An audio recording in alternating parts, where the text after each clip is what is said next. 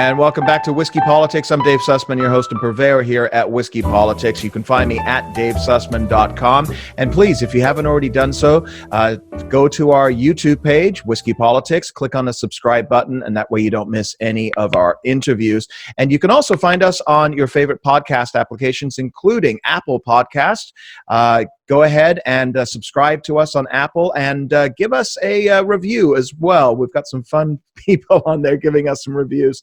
And you can also find us, of course, on ricochet.com.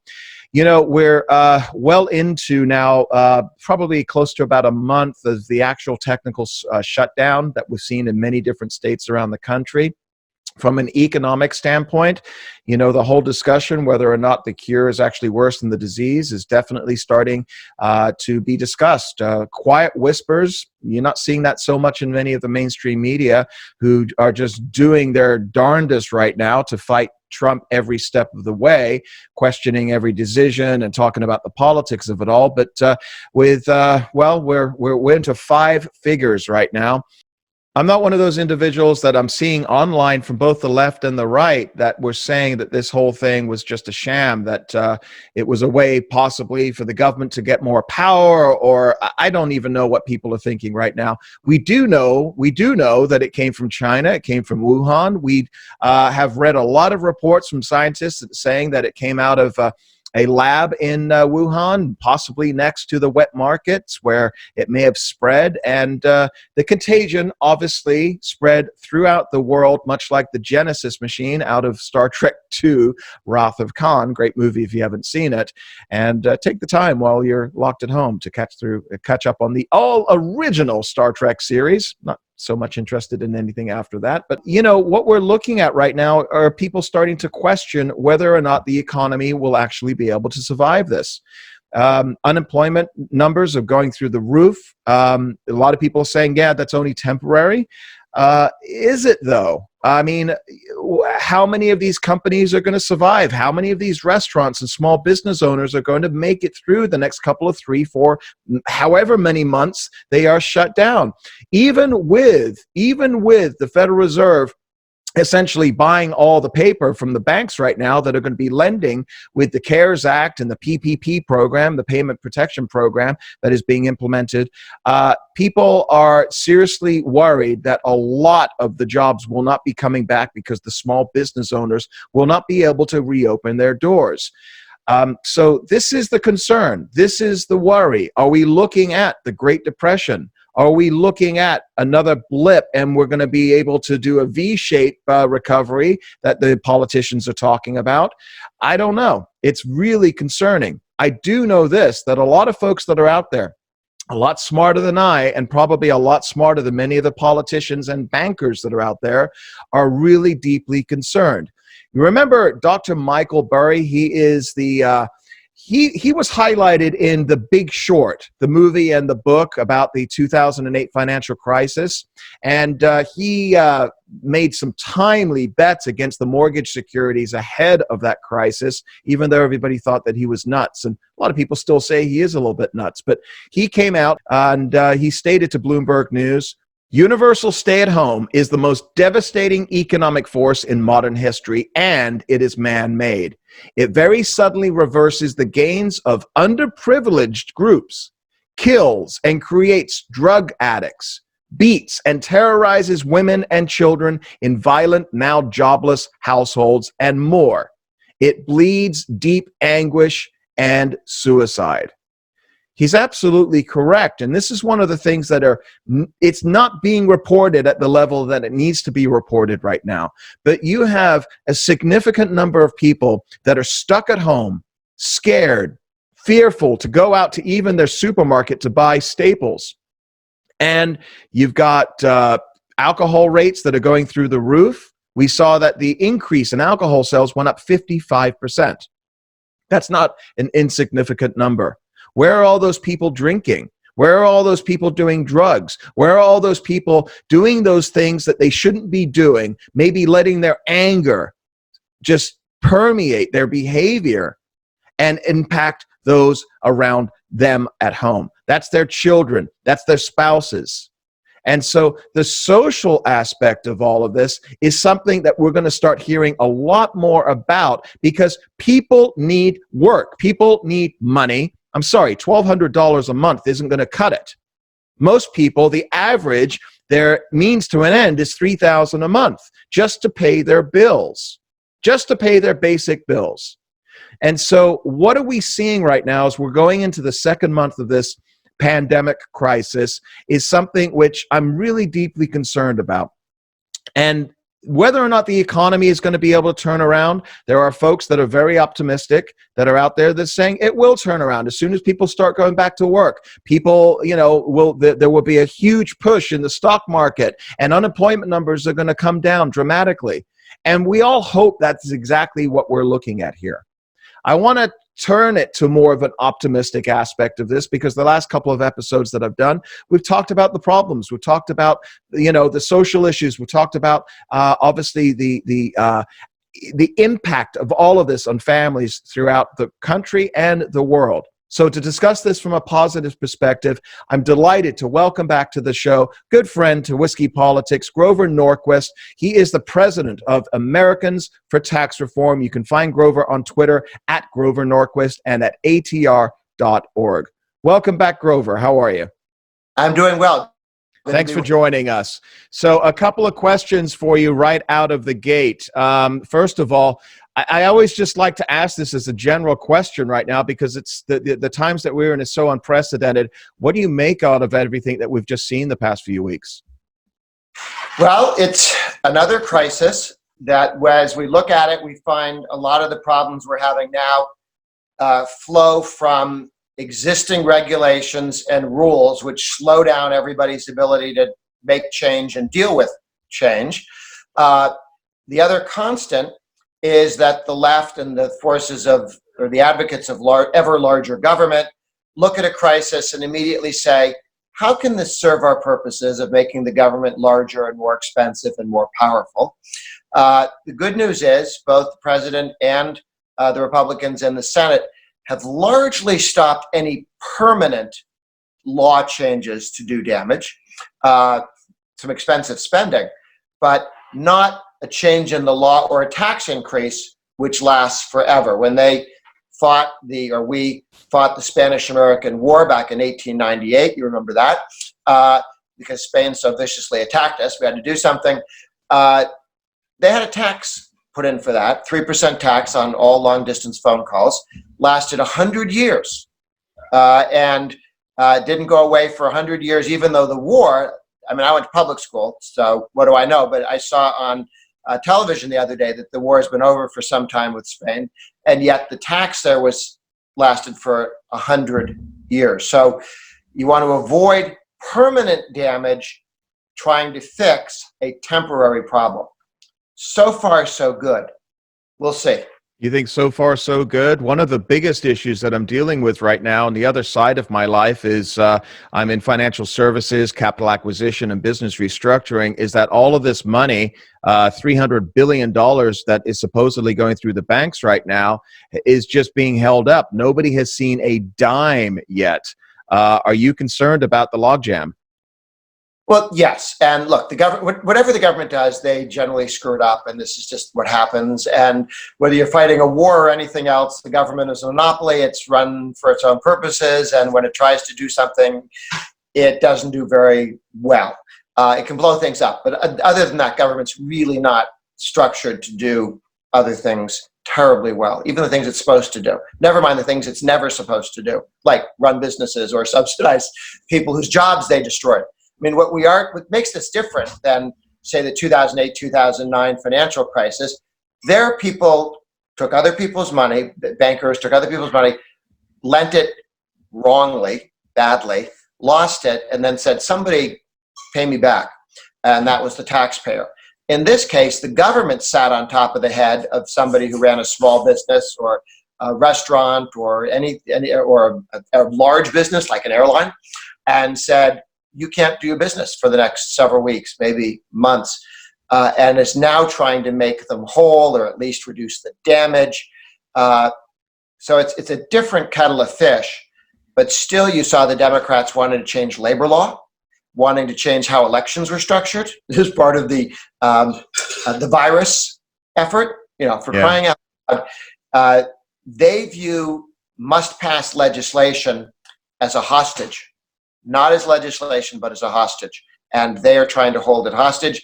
They got some stuff, more than they should have in the last bill, but so far, not the kind of permanent changes that you saw in the New Deal, which took the crisis of the 1929 financial crisis, and then they added so many things to it that we didn't recover from that recession for 20 years. Grover, you retweeted the Atlas Society, who put out a really chilling picture, basically just stating that we're pretty much at this point. How many emergencies are left until all freedoms are eroded? Are you concerned that, you talk about the left and they're putting in the 25 billion or it's 25 million for the Kennedy Center and all these other things that they're putting in, these little goodie bags, but are you concerned about freedoms that are being eroded? And if so, specifically which ones? Well, you see the minor tyrants of cities and states deciding that the ability to go buy a gun is not essential question or essential freedom. Going to church is something the government can tell you not to do. I don't mind being told, be careful, you can get diseases if 300 people show up in the same church. Yes, but can't do it? Different question entirely. They're stopping people in cars. I'm sorry, if you're driving in a car, you're surrounded by steel and glass. Who are you infecting, or how are you getting infected? So there's been a tremendous overreach. It's to be expected. It's the government. The government doesn't do small steps. They either do nothing or they do a whole bunch of stuff all at once, and often do permanent, real damage. Here's the cheerful news. I got cheerful news for you. Right. Just today, Americans for Tax Reform put out a list of now 200 different deregulatory. It used to be 63 and then 77. It's now 200 in just a couple of weeks of 200 deregulation steps by states, by local governments, mostly by the federal government and by states. And here you have a situation where people are finding that, if you have to check in with the CDC, the Communicable Disease, CDC. Centers for Disease Control, yeah. Center for Disease Control, that's it. The Center for Disease Control, they wanted you, when you took one of these tests, to send your stuff into them and then you'd get it back later. Delay of days. The president said that's nonsense. The FDA wanted to sit and do those long studies on things. Look, if it's not bad for you, we don't know if it's going to help. It's not bad for you, like a malaria pill, which we've been taking for years. People know it doesn't cause damage. You don't need to spend 5 years studying something that's been around for decades, and may also help in this case. So the bureaucracy goes, no, we have our projects and our process. We have to protect the process. They don't have to protect process. You have to protect the American people. And so steps, doctors moving from state to state need to get a new license. Why? This is stupid. Your driver's license, you can kill people with your car. You can take your car all the way across the country, state after state after state, same driver's license. If you're a doctor, if you're a registered nurse, if you're a technician at a hospital, you should be able to move seamlessly state to state, certainly in an emergency, but I would argue all the time.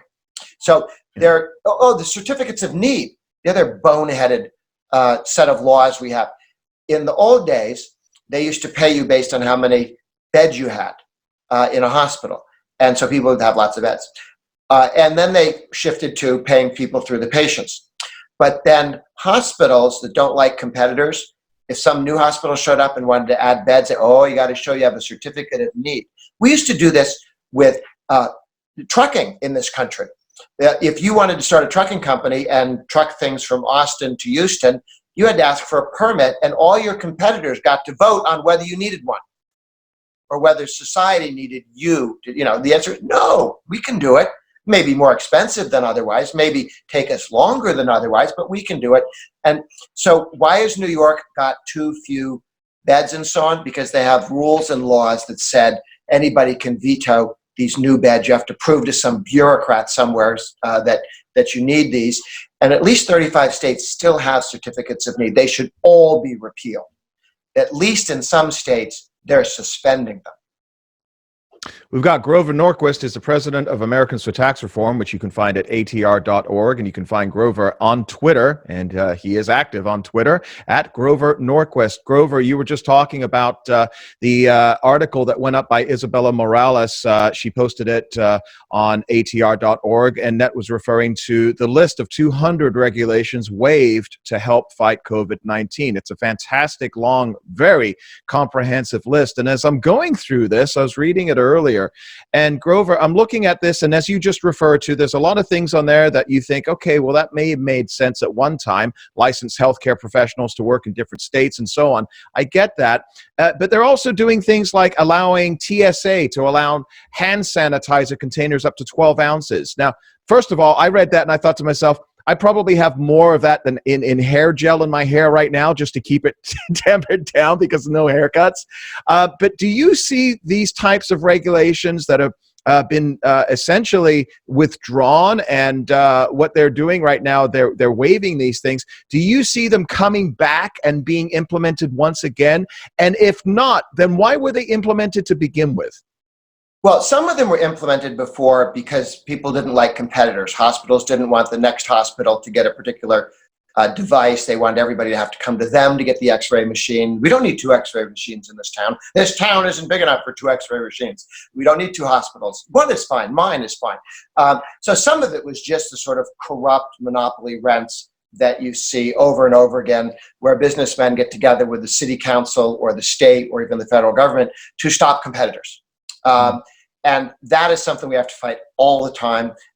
You'd think the Supreme Court would strike that sort of stuff down for sure, but they don't always get around to that.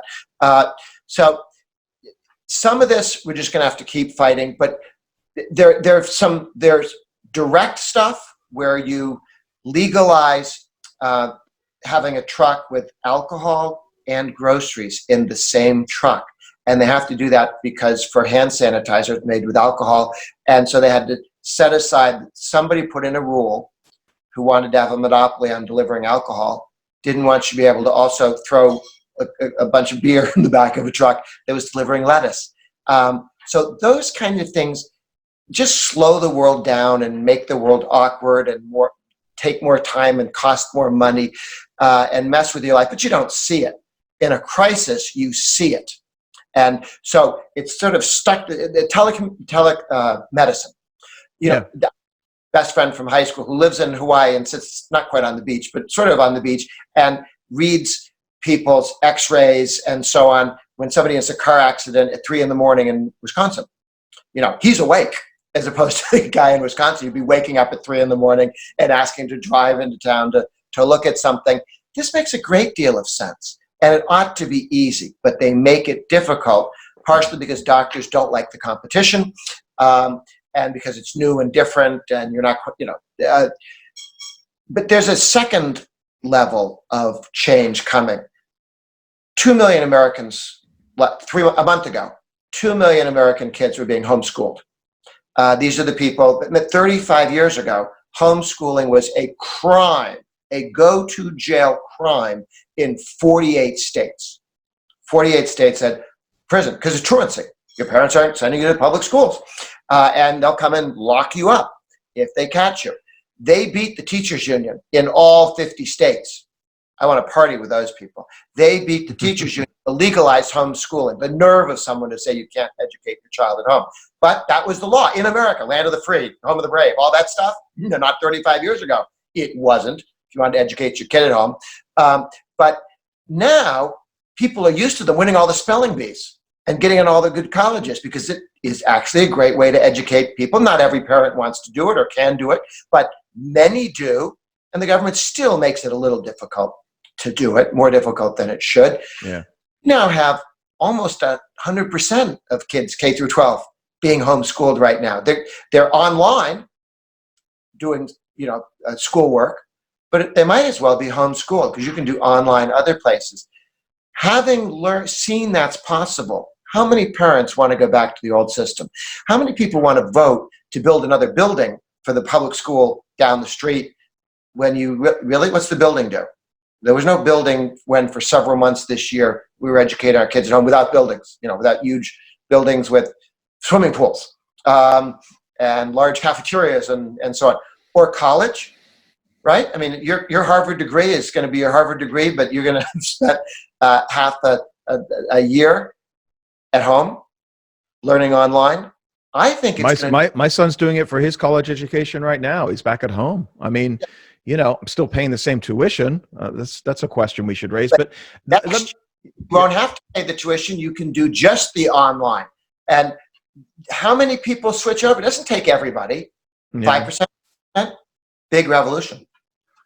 So do you think as a parent, when you're taking a look at exactly what it is that your kids are getting as far as lesson plans, I mean, I remember when my kids were in elementary and middle school, I was looking at Common Core math and I couldn't do simple divisions. I couldn't do simple multiplications based upon the formula that Common Core math had reinvented math. And adults like myself who learned it the normal way were going, what?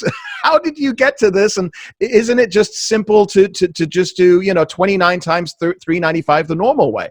Do you think that will be a casualty, Common Core math, for example, of all of this when parents start to realize exactly what the kids are being taught? It may be, but it's Common Core math. Back when Tom Lear was writing satire, he had a song about new math. This would be 50 years ago, right? When he, as a parent, was dealing with this.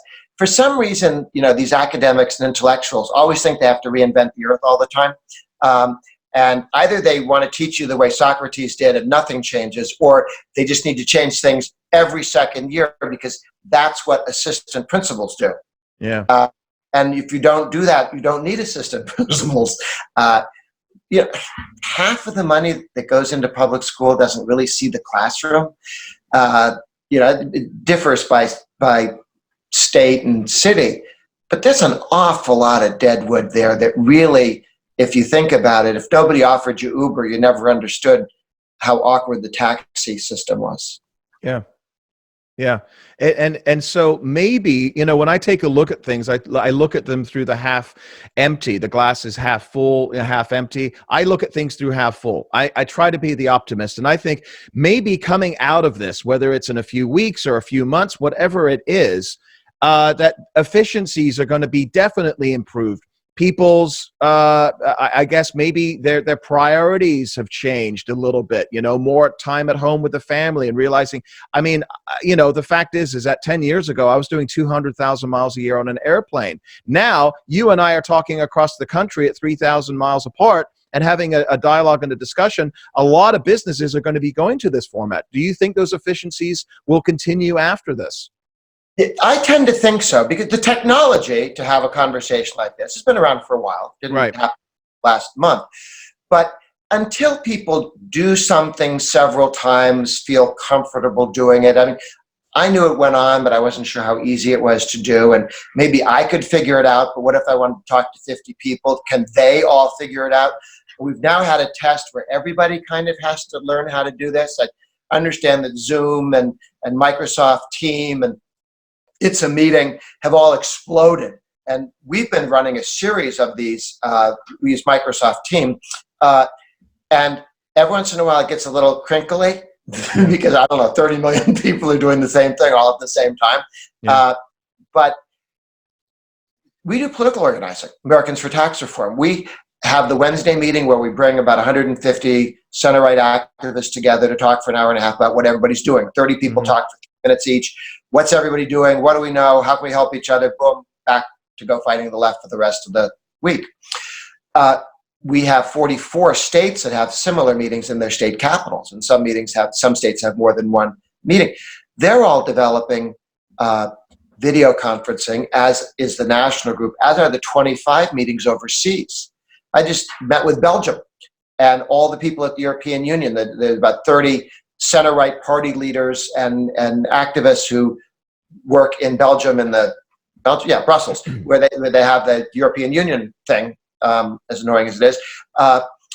And you could look at them all, you could talk to them all, they had their names under their pictures, and ditto with all of the state groups. So the ability to communicate is tremendously increased. And we'll go back to regular meetings, but we'll do a lot more of the meetings on video conferencing. Yeah. It's less expensive. You can do it tomorrow as opposed to plan to get together. Yeah. Well, you and I are both looking at invitations from Freedom Fest and wondering if we're going to be in Vegas this summer or not. I mean, it really has been a shock to the system. So Grover Norquist, you going back, you have a tremendous number of years being an economic advisor, talking about taxes, talking about reform, going all the way back to Ronald Reagan and being an advisor on his tax plans as well. And I'm taking a look here I want to wear the financial services hat right now for you, because I think, when they talk about, the cure being worse than the disease right now, we talk about the number of small businesses that are closing down. We're talking about the number of banks that are stopping loans. I've had several loans for clients over the past couple of weeks just stop dead in their tracks, probably not to come around again for at least a few months. The Federal Reserve on Monday announced a program to basically help the government facilitate getting the money out to small businesses, because banks are a little bit, even with the SBA guaranteeing these loans, Grover, the banks were still a little bit gun shy. And the Fed just came out a couple of days ago stating that it will essentially buy the loans back from the banks who make small business loans under the PPP, the Paycheck Protection Program. So banks were holding off. So now what we've got essentially is that the Federal Reserve, the Treasury, which is now basically combined, their interest rates are at 0%. They're sending money to the banks. Banks make the loans to the businesses. The Federal Reserve takes the paper off the bank's ledger. And now the Fed has 100% of the losses of all of the businesses that either A, won't pay back the loans, B, I've seen numbers right now, 25 to 30% of the applications are fraudulent because anybody could apply for these things. What say you regarding the Federal Reserve and the Treasury basically now carrying the entire economy of the United States of America? It's not good, and the faster we get out from under this, the better. One of the challenge the president and Congress have is that this is the government making decisions, and voters get to second guess, and the press gets to second guess every afternoon. And so they're making decisions with one eye on what works and one eye on what the idiots in the press will say about what you do, which may have nothing to do with whether or not something works. Matter of fact, it may be the opposite of what works. What sounds good is not always what works. What sounds good to the electorate or to the press, what they want to hear, is not necessarily the thing that will make the world better, stronger. And that just makes it very, very difficult, which is why government should never be making these decisions in the first place. And the faster we get out, I understand we're here, I understand that we've got to deal with what we're dealing with, but the faster we can get out from under this nonsense, the better. And that means the president's quite right to say, we need a plan to open up the economy, just as we had this plan to shut it down. There's certainly many businesses you could look at and say, if you wear a mask, you can open up again. And move from there. What are the ones you have to have a glove, or you have to have a mask, or just be, for crying out loud, be careful. Or no, you're not allowed to visit hospitals in the way that you normally would. I mean, there's a lot of things you can do to shut down the transmission. It doesn't require you to shut down every restaurant or store. I mean, one of the things that's interesting is they're undoing some of the crazy liquor laws that we have. Liquor, because it was regulated after we banned it completely with prohibition, and then we legalized it. But when they legalized it, the jerks said states can mess with it. Unlike the Commerce Clause, which says states can't get in the way of selling hairpins across state lines, but they can beer, wine, spirits. And that's why they decide what time these stores are open, and they decide laws, Sunday laws. Yes, Sunday laws, and things they don't do for toilet paper and other products that you would sell.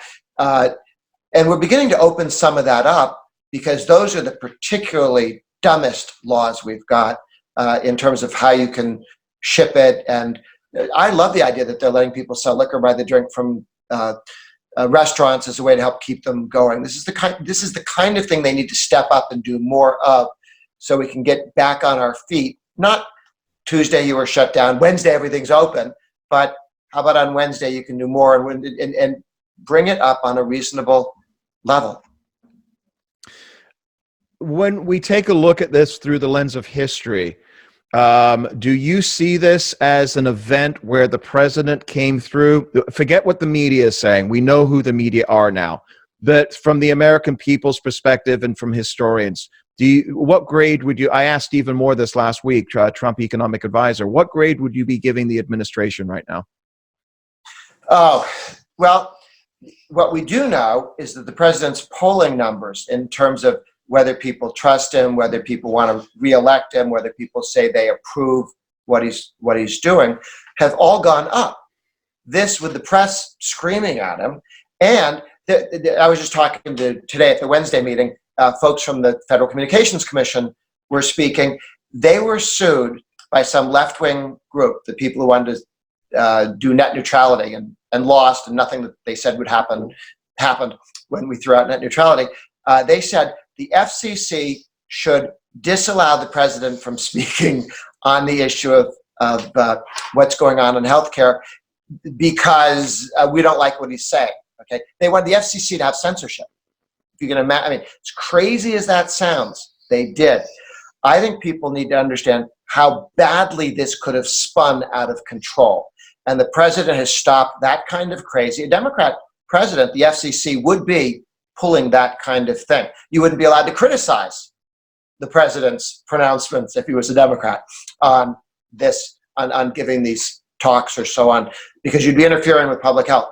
I think right now people are giving the president good grades. They're happy where he is. This is why the Democrats don't want CNN to cover his presentation. If you thought he was an idiot, I mean, we want to see Biden. I want to see Biden on TV every day.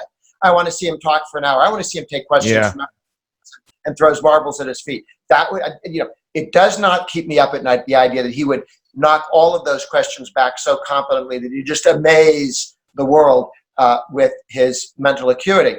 Trump, for all of his willingness to sort of sometimes hyperbole and whatever, is actually doing quite well and in a very believable, helpful way.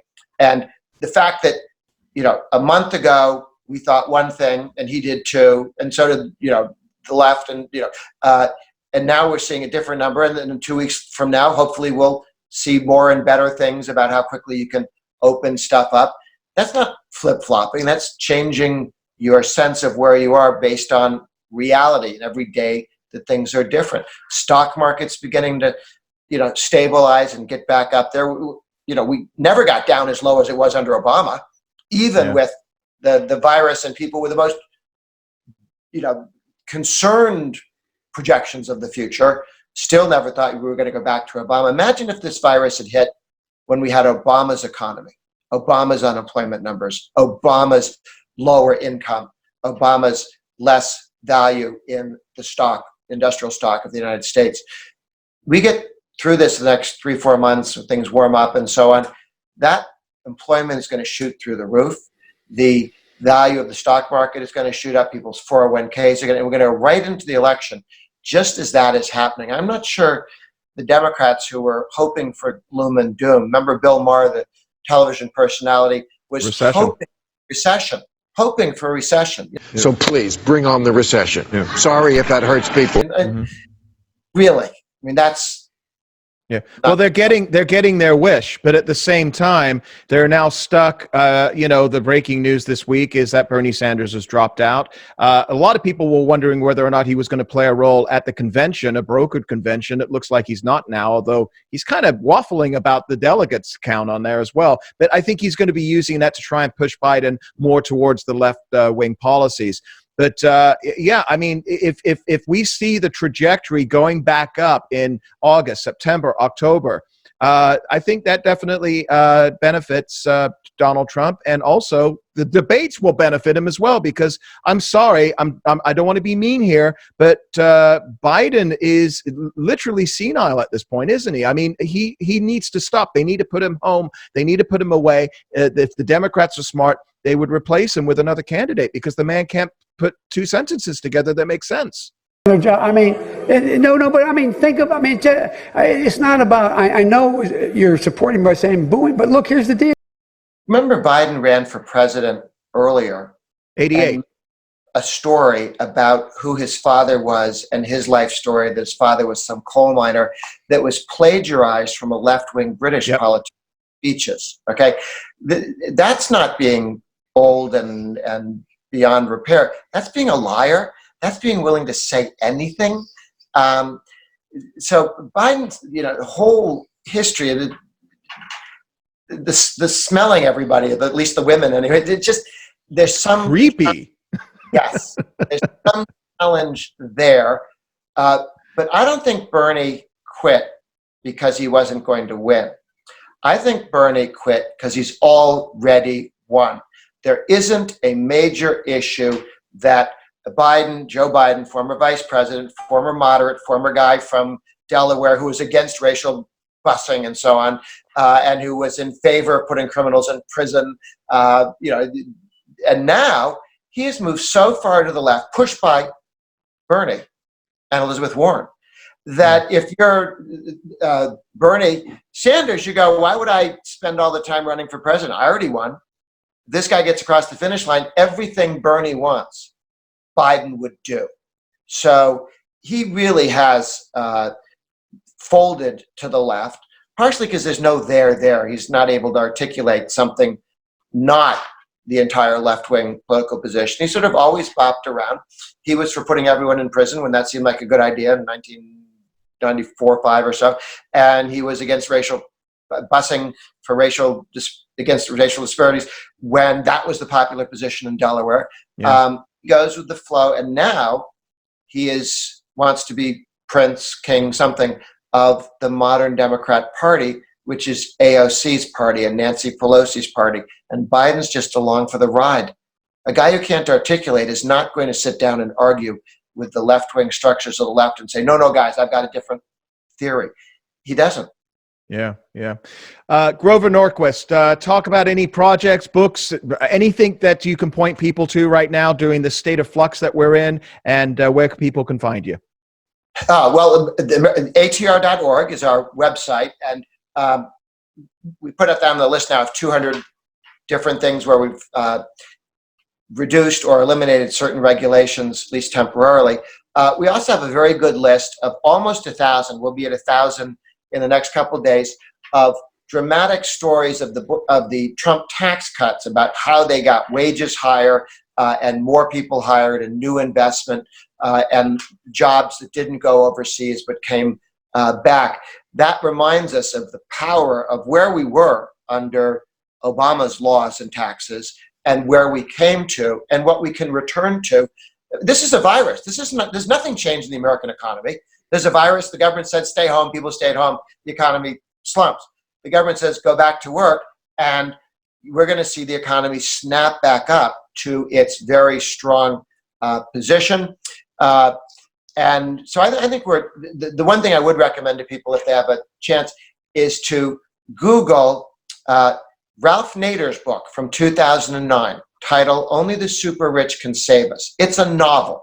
It is 1,000+ pages. It is the size and weight of a Agatha Christie murder weapon. You could do somebody in War with and this. Peace. Yes, it's War and Peace. But the thesis is, this 11 years ago, the only way the left can seize power is if they get a couple of billionaires together and buy the next election and then impose it from the top. And Wow. that is exactly what they're trying to do with Steyer and with Bloomberg's He's gone quiet, but he promised $2 Yeah, billion. where did Bloomberg go, and why isn't he stepping up with some of his money? The reports were, Grover, and I know you got to go, but real quickly, the reports were the money that he spent on his campaign was actually closer to $1 billion. So where is he? Where's his money? Where's his ability to come up and help New York or whoever? Oh, I think you will see that money showing up in the Get Out the Vote effort. You'll see it run through 100 different. He's not going to want it to look like he's buying the election. He's not going to write $1 billion check to one structure. He did this last time. He threw $3, $4, $6 million into individual House races. That's how we lost the House last time. Bloomberg bought the House last time. Yeah. Texas, Oklahoma, California, races where people didn't think. Why did these guys not see this coming? Because they didn't expect $5 million in the last month of a race coming in from nowhere. It's not nowhere, but it was a surprise that the money came in for there. So watch for Biden to try and buy the election. Watch for some other people to buy it. Because if the left doesn't seize power, if they don't have a Supreme Court that can go back to moving the country left, long term, the left is finished in the United States. That's why they're so crazed by Trump. It's not that Trump irritates them so much. It's that Trump is the fact that they put up their perfect candidate for the establishment, aristocracy, Hillary Clinton world, Clinton Incorporated, and it didn't hold against an awkward candidate, a candidate, if you remember, with certain rather significant challenges as a presidential candidate. He still won. He still won. And he is governed well by sticking. The tax cut he did is perfect. The deregulation, amazing, extremely helpful. His commitment to the Second Amendment, unwavering, despite all sorts of pushes from the other side. The reshaping of the judiciary so that you put in judges who've actually read most of the Constitution at least once or twice and take it somewhat seriously. I mean, these are big steps forward.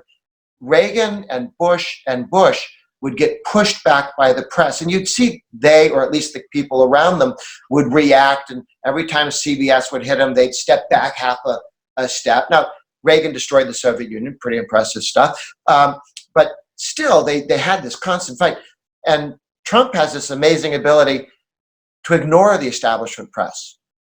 He didn't fold on global warming, which is a theological belief that the left has, that is unmovable, and he goes, that's very nice.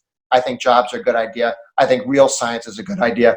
And could we look at what's actually happening in the world?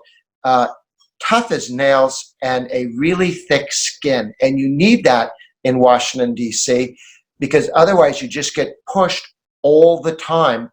And with the courts moving you left, we've been running elections in politics as if we were playing football, and we gain yardage, but we're playing football on top of an aircraft carrier that's drifting left, which is the Supreme Court decisions that move the country steadily left. So we think we're doing just fine, and yet the country keeps going left, left, left, left, left, because the courts were making decisions that nobody ever voted for. That stops. We don't need the courts to cheat. We just need the courts to read the Constitution and take it seriously. And that's what Trump has done. And there's more yet to come. There are a couple more very good circuit court judges that Mitch McConnell's guys were telling us about today. So for a long time, we will have stopped the leftward drift, the undemocratic leftward drift of the crazy judges that the left put in. So I think we're in very good shape, but do watch for the left to try and buy this election, because it really is the last shot they have to stop. I mean, Uber, Lyft, 1 million people as independent contractors. They don't have to join a union. They don't have to do anything. They have complete freedom when they work, how much money they decide to make, whether this is a second job or their primary job. That level of freedom in this country. And when Uber started up, in every city and state that they started, it was illegal what they were doing, because the laws are structured for the taxi industry. Yeah, and there wasn't a way to do what California wants to shut them down with AB5 and independent contractors and the whole thing, because they're trying to unionize. You know where the lobbyists are in Sacramento on that. Do you see that playing a role in maybe even California people waking up and saying enough is enough? I think that not when they went after Uber drivers, they also went after writers who write for publications. Journalists, journalists. So they made a big mistake in screwing the freelance journalists. And a lot of people have freelance type jobs. They have several jobs at once. It gives them tremendous freedom. It's not the 1933 work in a factory 9-to-5 job. They're Right. more open and easy to organize your life around. We're going to have a debate in California, home of the hard left, crazy people. And I think that the future will win against the forces of reaction in California, trying to force everyone back. And because we have 50 states, people can leave incompetent states. They leave Illinois, they leave New York, they leave California and San Francisco. And if everything from letting people poop on the sidewalks all day, at some point people will leave if you keep doing that. They may think it's funny or fun or something, but badly run governments drive people out of their cities and out of their states, and they bring their tax revenue with them when they leave. So we're going to see failed states, Illinois, New York, much of California, and successful states like Texas and Florida and Tennessee. And that comparison, California can't go, it's too difficult to govern in America today. It's not what Texas thinks. It's not what Arizona thinks. Not what Tennessee or Florida thinks, or North Carolina. North Carolina's cut taxes every year for 8 years. They have a $4 billion surplus growth. That's incredible. Yes, that's what tax cuts and growth do. That's real money. That's not taking out pensions or anything? Nope. $4 billion. Because California does that with their quote unquote surplus. They don't include CalPERS. Yes, they act as if they're not massively in debt, and they are because of those pensions. But we now have so many more Americans with 401ks and IRAs. There's more than 50 million Americans who have a 401k or an IRA. And those are the people who are going to be looking this fall and seeing that IRA go back up because we're returning to normalcy under Trump's taxes and Trump's deregulation. And Biden will say, I will take that all away from you. Biden's tax increases that he's promising / threatening, $3 to $4 trillion. Hillary only wanted a $1 trillion tax increase. He is 3 to 4 times more left wing than Hillary. Yeah. Yeah, I know the White House is salivating now. That looks like that's going to be the matchup, but you never know. This year has just been absolutely nuts and crazy, and crazier things have happened where a head of a nomination process may be replaced. I would be, but anyway, I welcome that fight as a conservative free market thinker. I welcome that fight, especially against Joe Biden. We went well beyond your allotted time here. Grover, greatly appreciate you taking the time as always, and would love to have you back on. And I hope to see you in person in July when everybody reconvenes in Las Vegas. I hope we can do that. That Freedom Fest is so wonderful to visit. It really is. Everybody find Grover on Twitter at Grover Norquist. And again, as the president of the Americans Tax Reform, find those articles that he was talking about at atr.org. Greatly appreciate you taking the time. Stay well out there, and look forward to having you back on again down the road. Thanks, Grover. Take care. All right, take care. Talk to you soon. And I greatly appreciate Grover taking the time with us. And he also suggested to me off camera that the Republican convention this year, which is supposed to be in August, hopefully it will be held, is actually a different week than Burning Man. Grover goes to Burning Man every year. He goes with his daughters. Hopefully Burning Man will be available this year as well. Hopefully everybody will be able to go back out, go watch your sporting events, concerts, festivals like Burning Man, and of course the political conventions. Anyway, hang in there, everybody. Got another interview coming up here real shortly. Again, talking about the economy and the economic impacts of all of that real soon. So stay tuned here at Whiskey Politics. We are delighted to have you. Thanks for joining us. And again, don't forget to, this is what the kids are saying, crush that like button on YouTube. Did I say that right? Crush the subscribe button on YouTube.